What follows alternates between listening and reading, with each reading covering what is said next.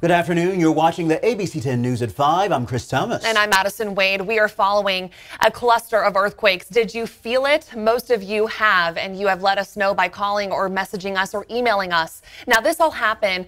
Several earthquakes happened near the Nevada-California border. We do know a false positive earthquake happened. A 4.8 is what it was registering as near Farmington, California, not too far away from Stockton. Now, we have team coverage tonight, starting with meteorologist Monica Woods. Monica, can you just give us more of an idea of this false positive situation? What's the latest about this earthquake that happened today?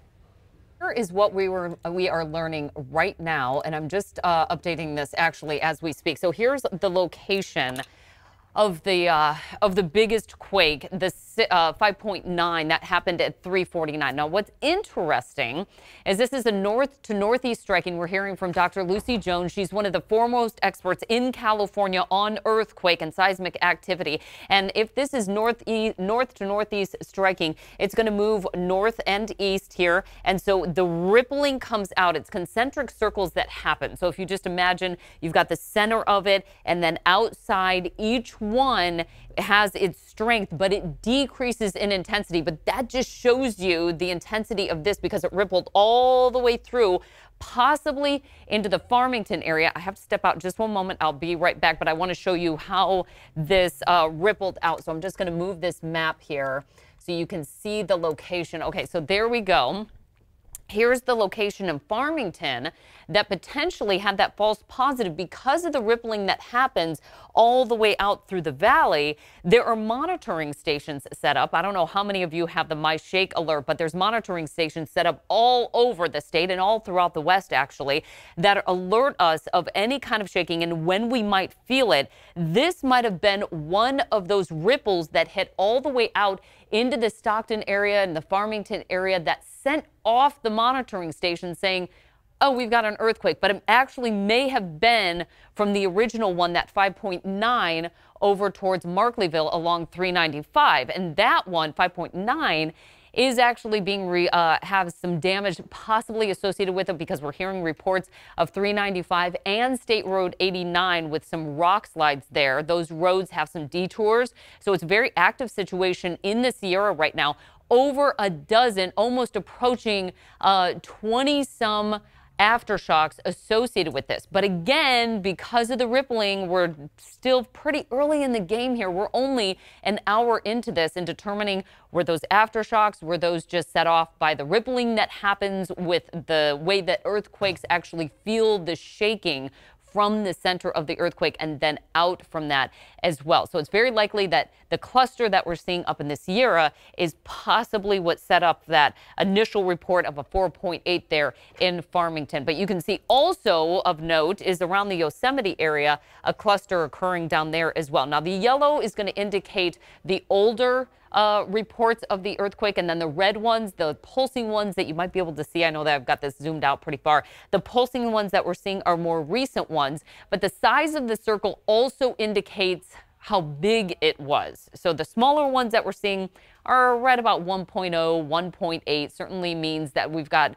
a developing situation that's still very active. The latest one that I saw was at 433, but I actually have to go back and see if we're getting any of these other pulsing ones that are popping up here within the last 20 minutes or so. So there's a lot of development that's coming out. The other thing that Dr. Lucy Jones said is that all of the aftershocks are very typical of a 5.9. We can get 10 plus, 12 plus aftershocks coming from a 5.9 earthquake. So all of this isn't really out of the question of what we usually see with this type of earthquake. The other thing is we get a lot of earthquakes in the Sierra. Almost daily we get earthquakes, and in particular, this area right here.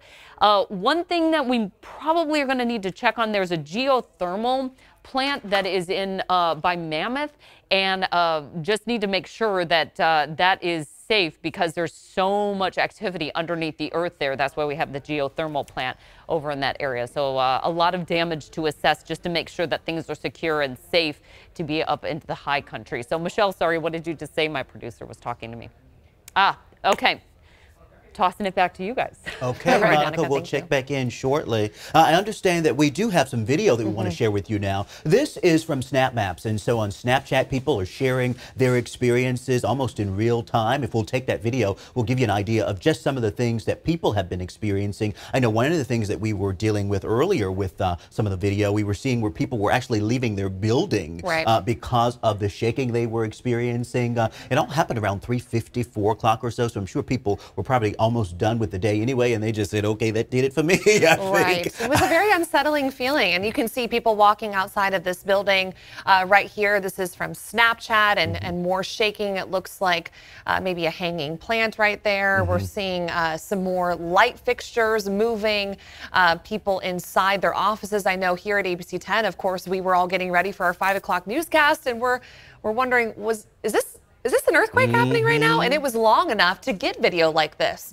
Normally, these earthquakes are not that long. They're maybe 10 seconds. You can maybe capture something on a security camera, but we were, here just wondering what was happening. We had shaking, I know, for at least 30 seconds to 1 minute. I want to let you know we've got team coverage tonight. I understand that our Van 2 is standing by live with an update. Van, bring us up to speed.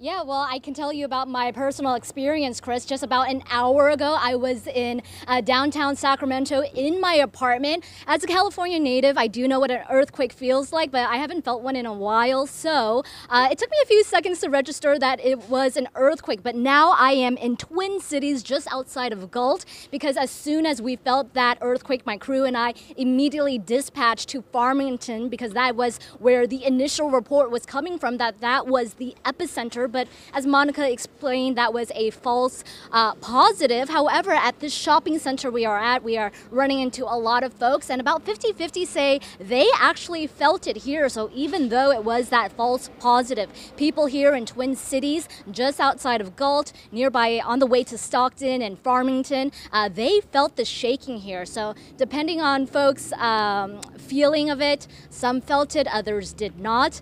For me, I was in my apartment again in downtown Sacramento. I thought it was construction at first, and but after a few seconds I was like, wait, this is an earthquake. And you know that sinking feeling when you that sinking feeling when you're like, ooh, is it going to get bigger? Is it going to be longer? How long is this going to last? Will it end? So yeah, for me it felt like about 20 seconds. So we immediately rushed to Farmington, on the way to Farmington rather, but stopping here in Twin Cities as we are now rerouting to the epicenter we know now is more focused on in the Sierras. Chris Madison. Our Van 2 reporting live for us tonight. We've got crews all across the region. We've got Mike Duffy standing by. We've got Giacomo Luca standing by.